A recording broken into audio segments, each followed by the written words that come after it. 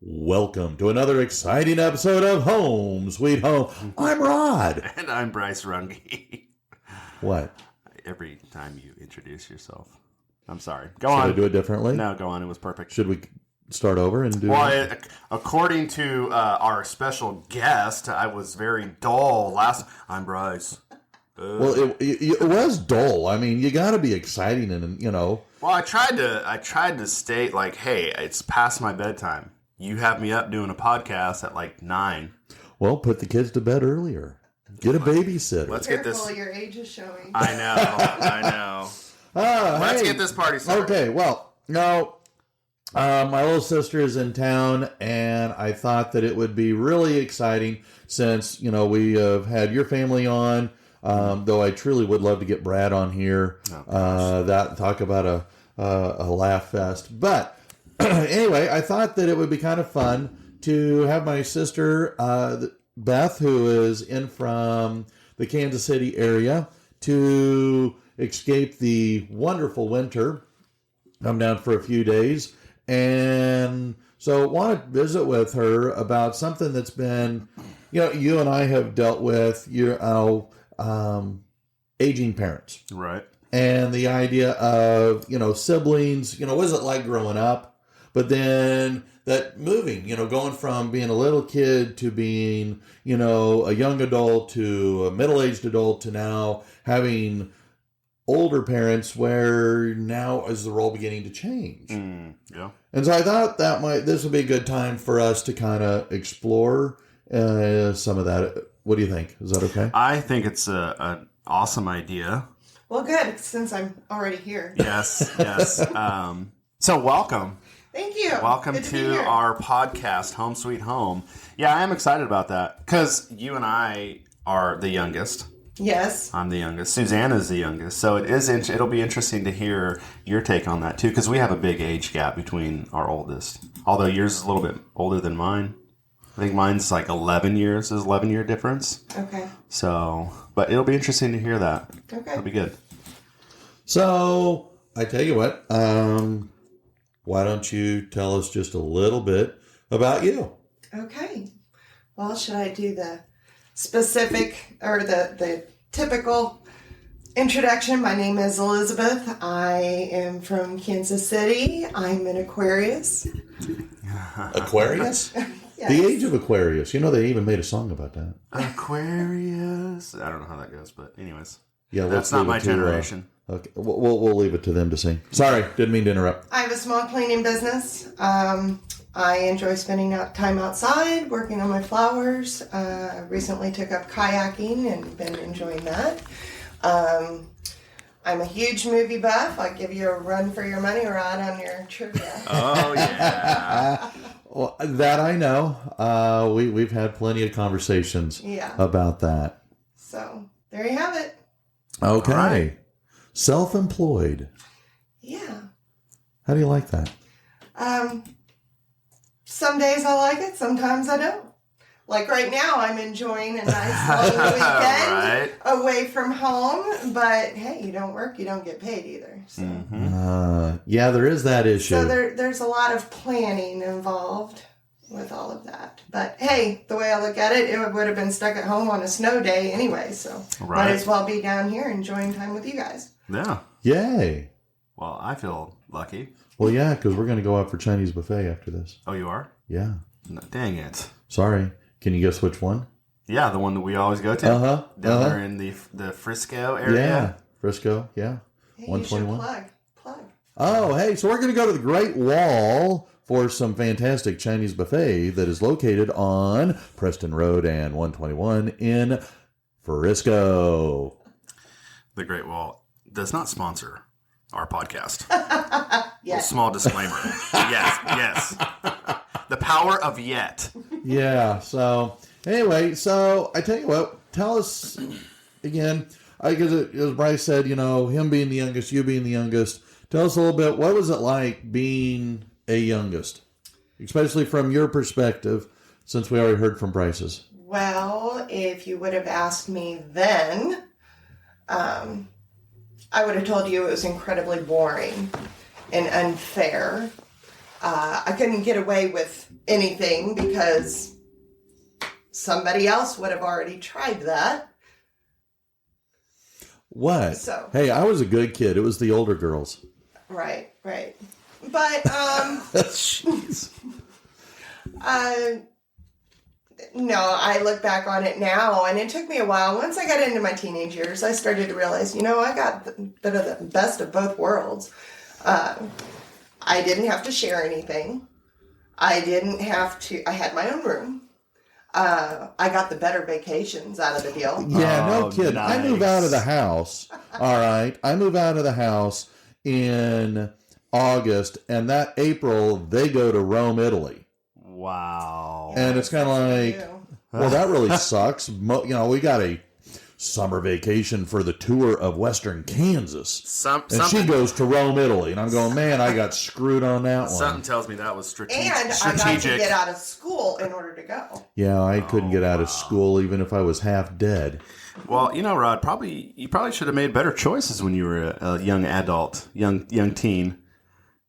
Really? You're going to go there? What?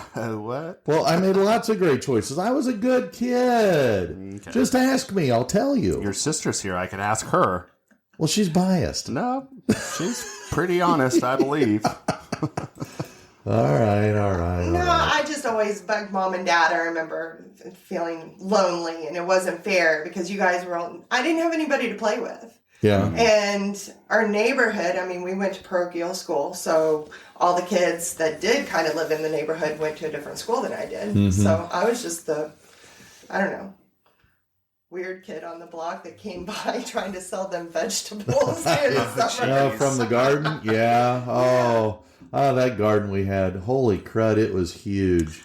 So were you guys on acreage or? No, we lived in town. Okay. But at the end of the block, our folks had purchased a house, and it covered, well, it was on a corner, but it was on both ends of the block. Okay. So it was probably a couple acres. Okay. Maybe a full acre. Well, you just think that because of how much mowing we had to do. Well, that's true. Why is this taking forever? But they had a huge garden every year, which we had the pleasure of helping with, and then, mowing around. And so then, yes, come evening time, Beth would have her wheelbarrow that I would travel up and down our block and neighboring blocks and sell fresh produce. That's awesome. So by the time I got to junior high school, kids were like, "Oh yeah, you're the vegetable lady." Oh no. Yeah, just what you want to hear at 13. Okay, because I did that because mom said, "Well, here, you want to make extra money, go sell this stuff." Yeah. And so it was a little humbling. Yeah. Because that was not well within my wheelhouse to peddle stuff. But Beth was better at it because she was more of a social, outgoing person. Yeah. As a younger person. Yeah. I knew everybody, especially all the old people. True. That's funny. But, well, so what do you think now? You're okay being the youngest? Oh, yeah. Because you're all older than me. Way older than me. Well, yeah. Yeah, Teresa's way older. You better not tell her age on You're this all live in your 50s. podcast. I'm over here moaning and groaning 45. Man, that sucks. I'm on the downhill slope in the 40s. But y'all are in your 50s, so that makes me feel Or good. more. Well, that's true. That's true. Yes. Are you 52 or 54? Did I just underage you? This is not about me. This is never about me. We're just talking about age. Okay. Well, let's just say that I have a little more experience with Beth, life. how old is Rod? I was bad at math growing up. So Let's just slide on that one. Okay, fair enough. How would you say being the youngest is different today compared to, let's say, 25 years ago or 35 years ago? Um, I mean, we'll go from 6th grade to 12th grade to maybe 25. I don't feel that I get lectured as much. I feel that my opinions or thoughts are more respected, that I am respected more. There's not that little sister syndrome where you guys feel like you have to guide me and tell me what to do all the time, which I've always had more of a defensive nature anyway. And I think you guys have kind of finally picked up on that, so don't tell me what to do. Oh, gosh. Okay. But I do feel like my opinions, my thoughts on different things, especially within our family dynamics, or like more recently with our parents, that I have a voice. And you guys appreciate what I have to say, or, that my opinion matters. You think that's happened organically? Meaning I it think just there's happened as a consequence of just time? Or do you think it was by design, or something maybe you specifically have been able to do or not do? I think it has a lot to do with myself internally and how I view myself, and just getting a different perspective. I don't know that it was necessarily so much about the way you guys actually did treat me. It was the way that I felt. And sometimes that can get confusing. Yeah. That makes sense. No, it Yeah. does. I think when I can't testify to your brother's Bryce, but I think when you're kids, when you're, 6, 8, 10, 12, 14 years old, there's a competition. And whether the oldest, the middle, or the youngest, there's a competition. Right. Competition amongst each other to garner attention from the parents. Maybe I'm just spitballing here, but I think, and there's also, I think there is a little bit of jealousy on my part. Jealousy of you being the youngest, Beth. Jealousy of the girls being older. Frustration of being the only boy. Yeah. And so I think sometimes that would be a part of deciding what I would do, what I might say, how I might act. And, that kind of carried on until I was out of the house. That makes sense. I never really felt that way. I didn't feel like I was in any kind of competition with attention from mom and dad, because I had it. You had all the attention. The youngest always gets it. I don't know why, but when we did our thing on birth order. Yeah. I was, 12 when you moved out?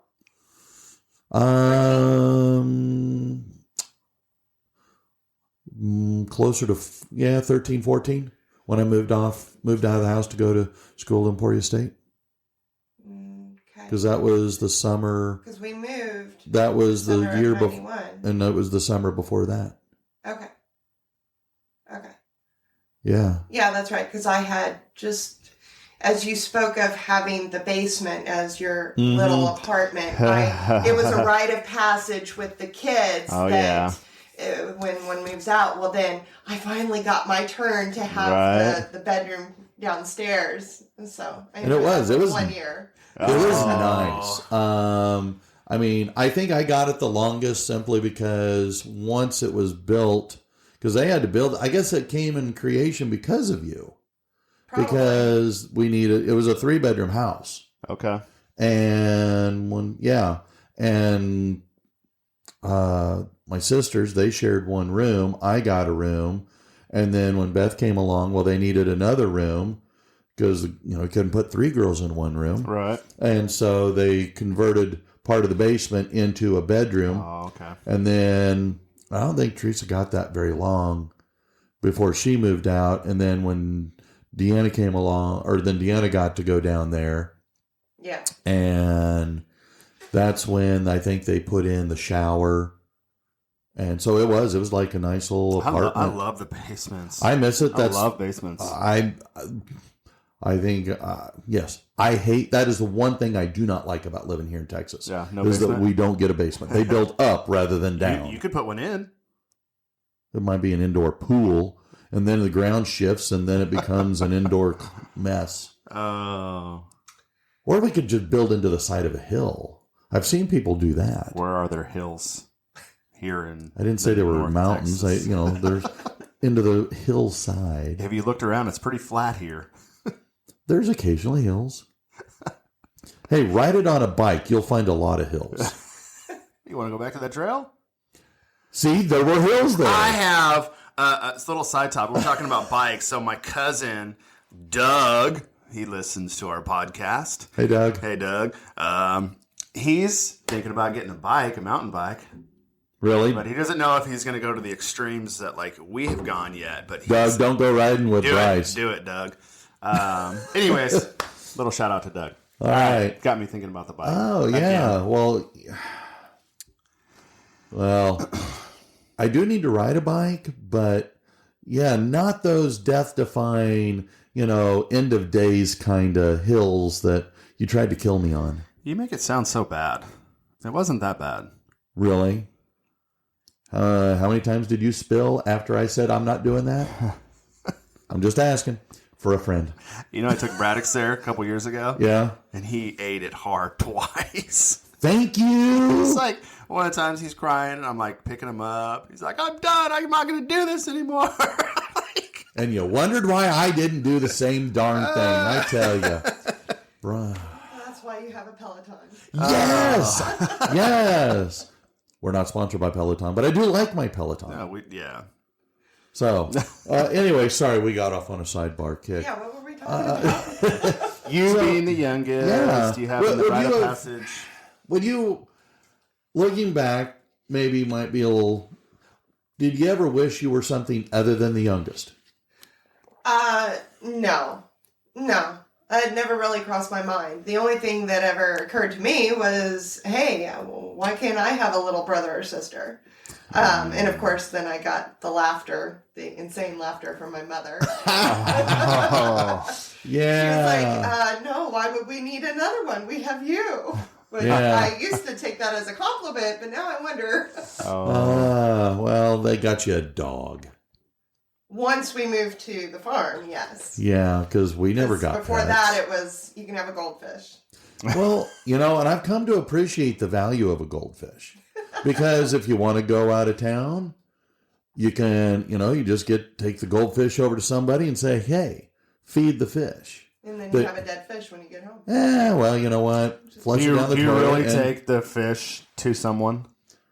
Well, it's either that or give them a key and say, hey, come feed the fish. But you know what? They're not messy. They don't bark. They don't meow. It doesn't cost a whole lot to have them. No. I mean, I'm all about fish. And they're, like I say, they're quiet and they're not real messy. Compared to a cat or a dog. And I'm just, I agree. Anyway. Really? So you wouldn't want to be the oldest? No. It never occurred to me. No. Okay. Because I sometimes wonder what it would like to have been the oldest. Mostly because, the girls would torture me. They would, we'd be playing, different games in the neighborhood with, because that was back when the girls were still wanting to hang around with me. I think mostly to torture me because, they made me kiss Diane. Right. And, when you're 7 years old, that, that's like putting a gun to your head. They tied me to the tree in the front yard. Right. And that wasn't very nice. And, I think you've had plenty of years to stake your revenge. Oh, God, yes. When they start having kids, man, nothing says I love you like a noisy toy. Yeah. So. Beth, I got a question. It's being the youngest, from youngest to youngest, when you get around your siblings, do you feel like they treat you like it's back in the day? Like they may talk to you this in similar way? They may not come to you for certain questions, or I don't know. They just kind of, it's almost, you fall back into that state where you're the youngest and it's that. Do you know what I'm saying? Yeah. And, when you guys first brought up the birth order and had that segment, I agreed with Rodney that sometimes Yes, his name is Rodney. He will always and forever be Rodney to me. Sorry. It's a family thing. God, Hey, you invited me. Sorry. Yeah. I'm Anyways. When we all get together at Thanksgiving, I do feel that there is a certain amount of truth there that we all do kind of slip into these weird little roles. And I don't want to get too in depth as to what those characteristics and roles are, and I don't want to offend anyone. But I don't. There may be a little, now thinking of it, there may be a little bit of competition for mom and dad's attention when we do all get together like that. Which can cause a little bit of friction Drama. at times. Yes, there's that. I usually have a tendency to try to have some comic relief, and I've been told I'm not nearly as funny as I think I am at times. Somebody's accused me of that before too. Feelings get hurt. Right. My odd sense of humor can sometimes, you sound like you're joking, but you're not joking. And there's some truth to that as well. But I don't know that I necessarily get treated differently. Yeah. Not anything that I've taken personally. Right. So I think that's been one of my, not so much in the last, I don't know, maybe decade. But it seems like every time we would get together, it was still like I was talked to almost like I was when I was 14 or 15. Right. So that was, I don't know. I've had that. Talked at, yeah. I've had that conversation with Suzanne too. And even sometimes our parents would, I'm like, sorry, I'm 44 years old. I'm not 10 or 12 again. You can't talk to me like that. Like I don't know. It's always been a frustration. It's gotten better. But I don't know. There's got to be some psychology behind that. That's something you could Google it or something, Rodney. But We're going there. Well, I'm sorry. It's your God-given name. I want to honor it. Sure. Honor is the entire intent behind that. Anyways, I was just curious if you experienced that. No, not so much anymore. Yeah. When I hit about 18 and then I was moving out of the house, and I think there was a bit of a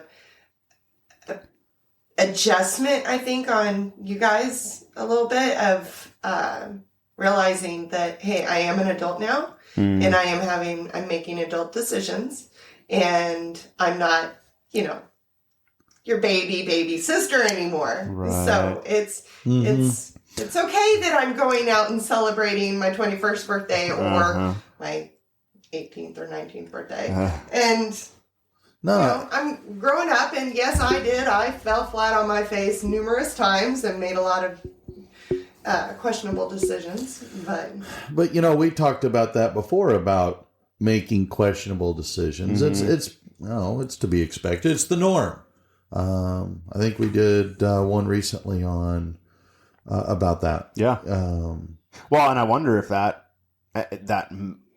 quite possibly could play into why the youngest would be treated that way, especially if their their decisions are very questionable. So, like, that could apply to me.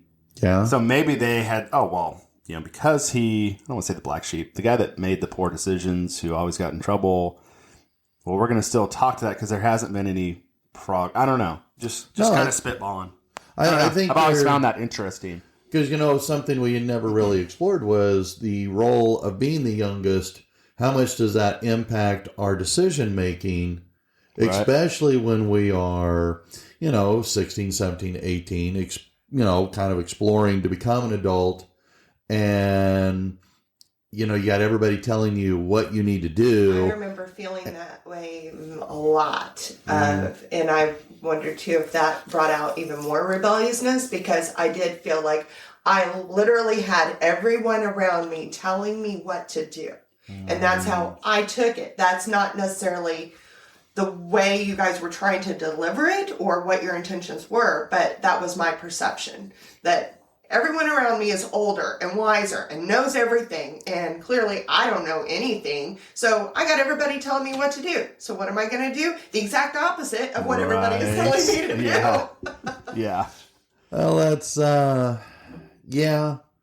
Well, one of the things that I find interesting is transitioning, going through the various stages of life. I mean, okay, you get it being a kid, and you have your relationship with your family members, the parents, your siblings. And you're right, as you grow older, their acceptance of you becoming older.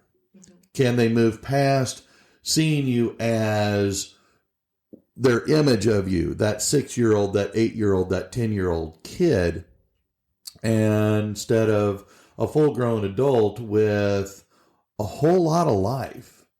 And I think sometimes that's one thing that I like that our family has done. We've all had a whole lot of wild and crazy experiences. Some really good ones, some not so good ones. But I think that they have helped, in our family anyway, give a lot of credibility to us now as adults in the decisions that we make. Mm-hmm. I mean, I don't know how it goes for a lot of families, but I feel in our family that going through all the different things, I think I'm going to go out on a limb, but all 4 of us siblings are divorced. And so each one of us going through that process, we went through different, we went through it totally differently, even though we all went through divorce. Right. None of us copied a similar path, but each one, it generated a different feeling, and I think it made us, at least us 4 kids, a little more respectful of each other. Yeah. Yeah. Yeah. I think that's where that empathy comes in. Yes. Now you've all been through that, so that now has created. Now you have empathy. Now because you've been through it, right? That's what we talked about. Yeah, you know what it's like. So now you have compounded respect for one another because you've been through that and how tragic that is. So you have a Well, which brings me to my next question. How do you see? I mean, maybe I've already answered my own question, but do you think that has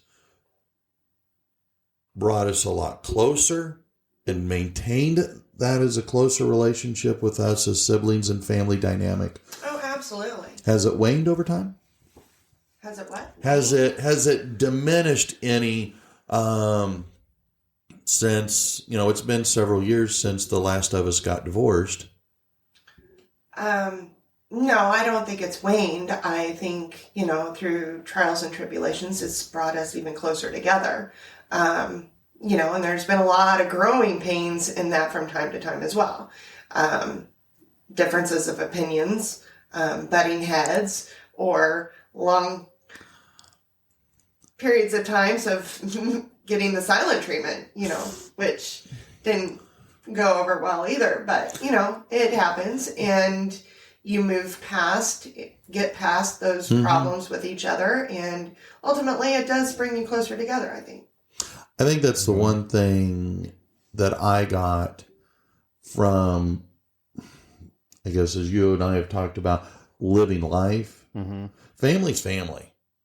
And family kind of gets a free pass on pissing you off. Because that's kind of what we do. Because there's so much passion for care and concern that you overdo. You overkill. Giving you the advice as, a younger, as a teenager, I'm giving you advice, and you're going, you can take your advice and stick it in a garbage can. And I think that as we get older, we continue to try and share our experiences with each other. And I think you're right. It does. I am told that my sarcasm is not very funny.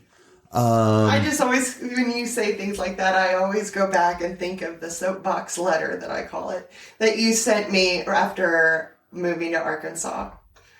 And I mean, my brother hand wrote a 2-page letter, front and back, single spaced, about concerns of moving to Arkansas and lack of entertainment for kids that age, and don't become a statistic. Yes. So, yeah. And again, we do things, and I hope that, family does get a pass. Because, again, I cannot tell you the number of times that various siblings have made me angry. Parents have done things that have made me angry. I'm going, But I think that you can be angry, but you got to get past that and go, you know what, where's it coming from?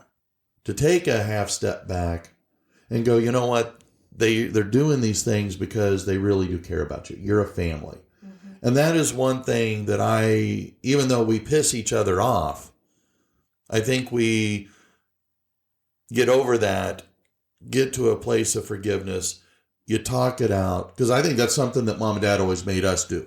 Whenever we would, do things to piss each other off as kids, you broke into my room, you broke this toy, you hit me, I hit you. Well, now you sit down, you talk about it, you apologize. And I think that's something that we kind of carry on. I mean, maybe I'm just outside of my own mind on that, but it feels like it anyway. No, I agree. I mean, there is, to an extent, I don't even want to say to an extent. At the end of the day, we're family. Mm-hmm. We're blood, and there is a certain level of unconditional love there. I have a question for you. You can always ask. So you say family gets a pass. Why?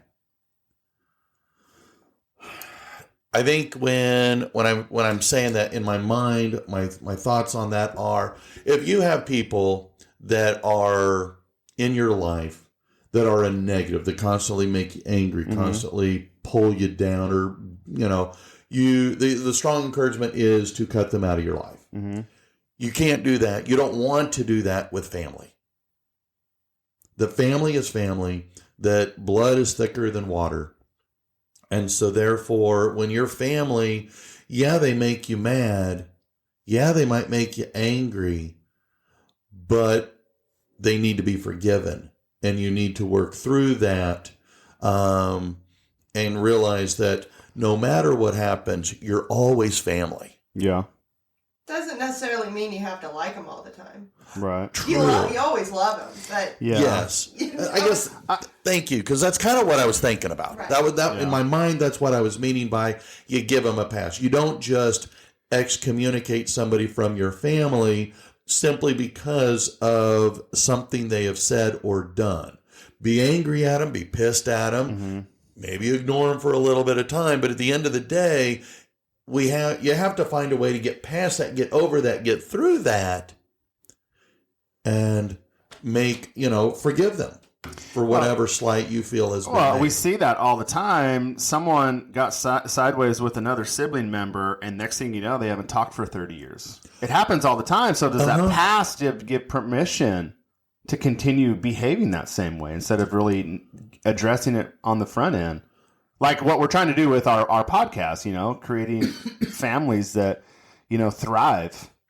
Exactly. Because I've heard that word, such and so gets a pass because of their situation. Does that pass give you the right to treat me like dog crap? No.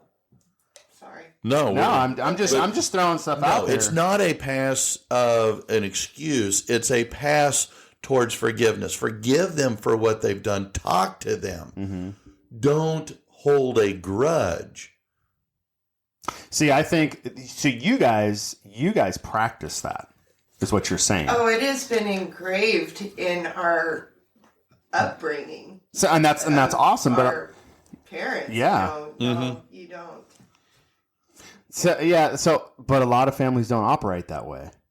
Again, they're going to hold that grudge and they don't talk to you for 15 years. I have family members that are, a couple of my brothers I don't even talk to that much. And I think there's some bitterness from the past, that has created that huge gap. And not only we live farther apart, we don't talk. And that is something that we have kind of experienced a little bit, but realize, and I know Sherry does this a lot. She goes, look, what's more important, your love of family or your hatred of that one event? Mm-hmm. And if the hatred of that one event is more powerful than your love for family, well, then that's on you. Yeah. And it's important to try and work through that because, we've talked before about, the issues related to hatred. Oh, yeah. And all that does is create more problems. So, well, and something that, is off, I talk about it often, and especially when there's conflict, I always have to remind people, like, don't attack the person, attack the problem. mm-hmm. But a lot of times that's hard for people. It's easier to, I hate your guts and I don't want to talk to you anymore. Than that, for you guys to be in that place of where that's like one of your values. You brought up, that's one of your values. Forgiveness is one of your values. And that's so powerful. Don't get me wrong. We've tried. Oh. We have tried.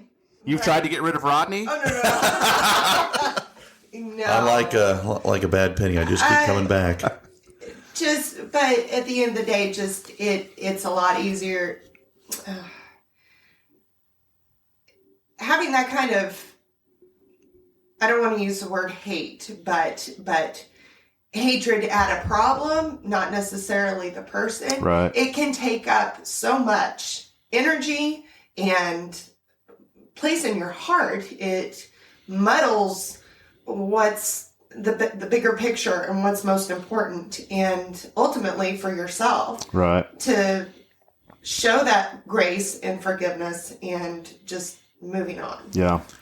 I think some of the family tragedies that we've gone through, we have had murders in our family, we have had suicides in our family that have, I think, gone a great way to share with, or let us experience, life is finite, and don't let anger be a part of that. Mm-hmm. That you can be upset, you can be angry with, again, that action, but you have to get through that and then engage in conversation, open a dialogue and say, hey, I'm upset. Here's why I'm upset.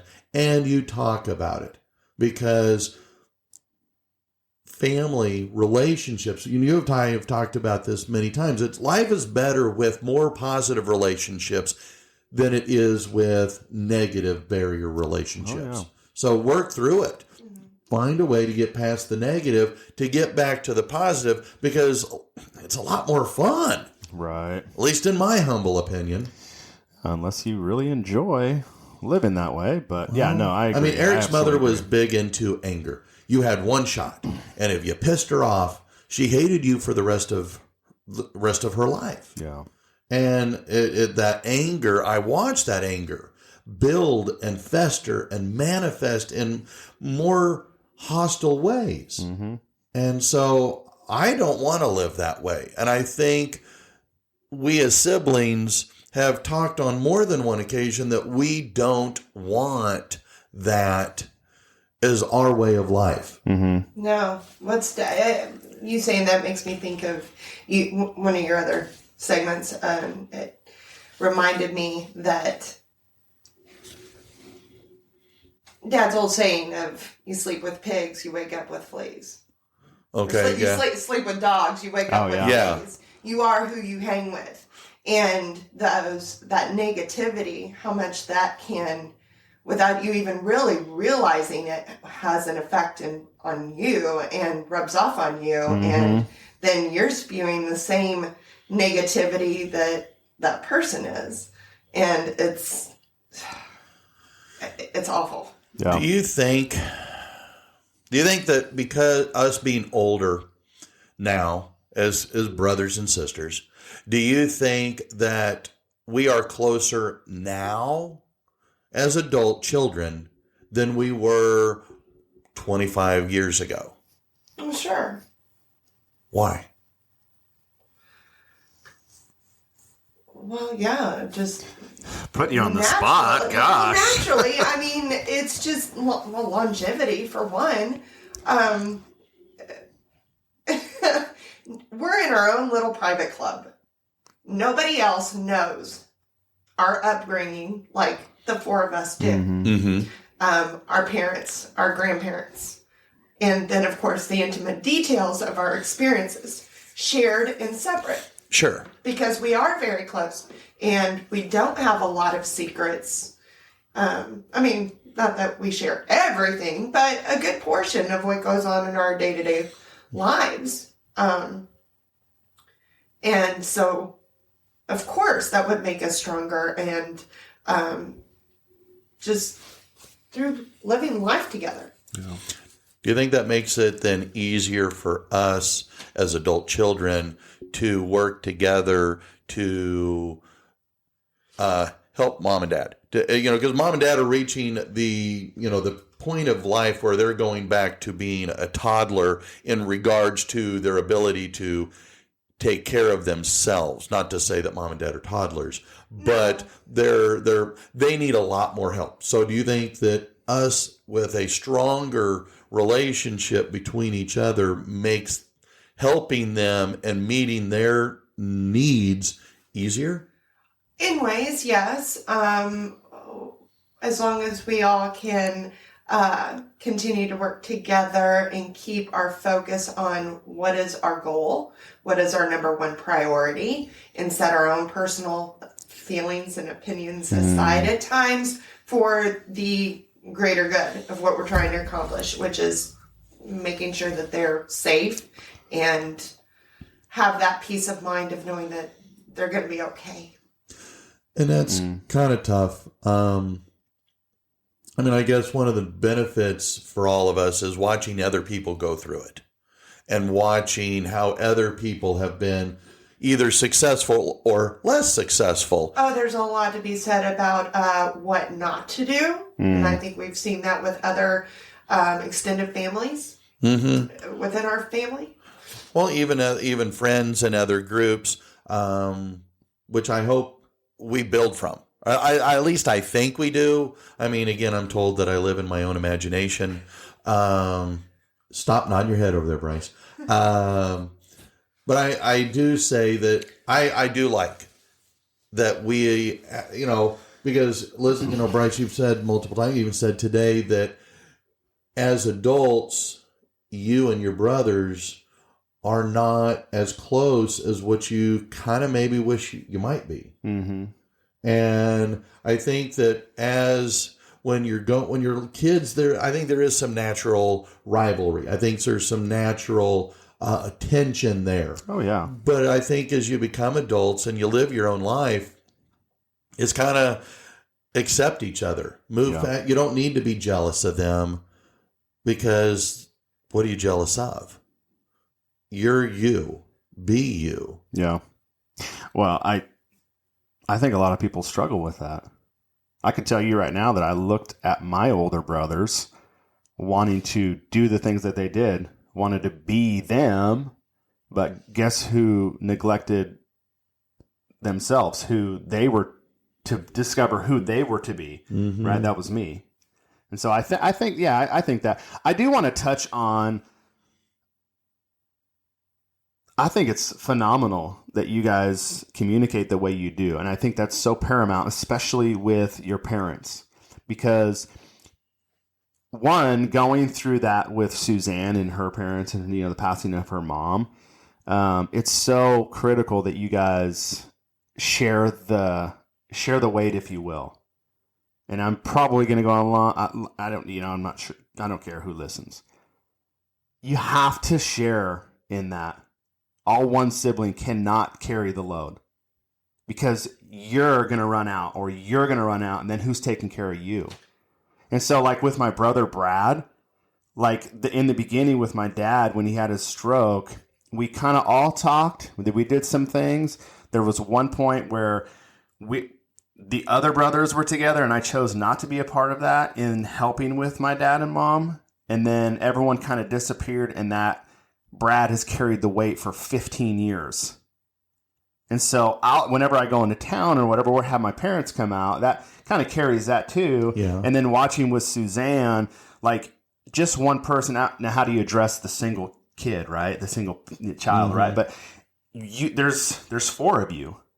Like you all have to step in and carry the weight. Like it's not about you at this point, right? It's about the parents who brought you into this world and who have cared for you. And now it's important for you to, as they depart, be there for them, but share that, balance it out, right? All one person cannot carry the load. Like Brad, he's carried it for 15 years, and he's burned out. Yeah. Yeah, that's a good question. Sure.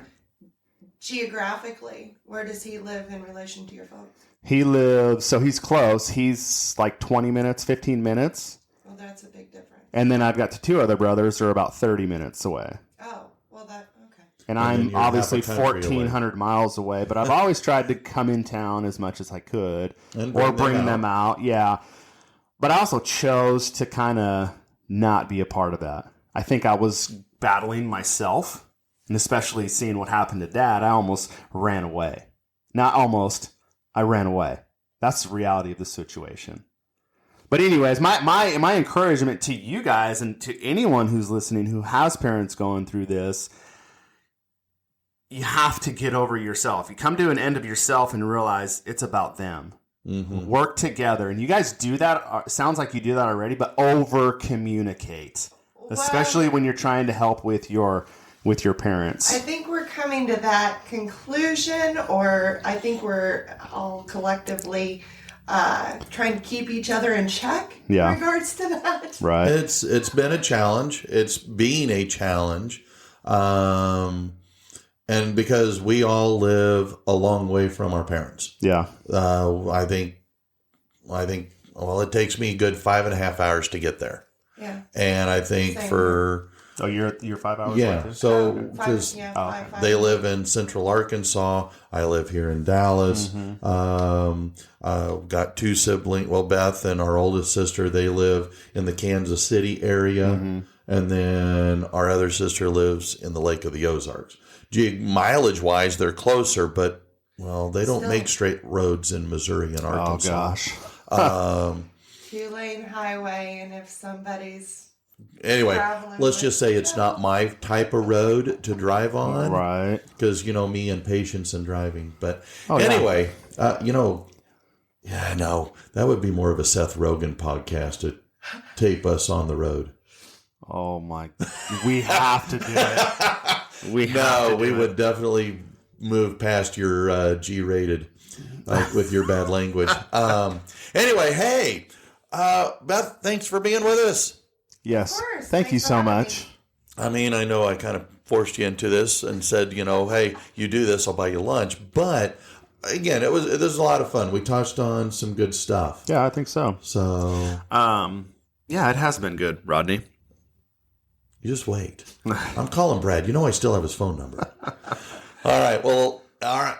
Again, thanks, Beth. Much appreciated. Thank you for taking the time out of your day to be here. Of course. I had nowhere else to be. All right. Well, I'm Rod. And I'm Bryce. We'll see you next time.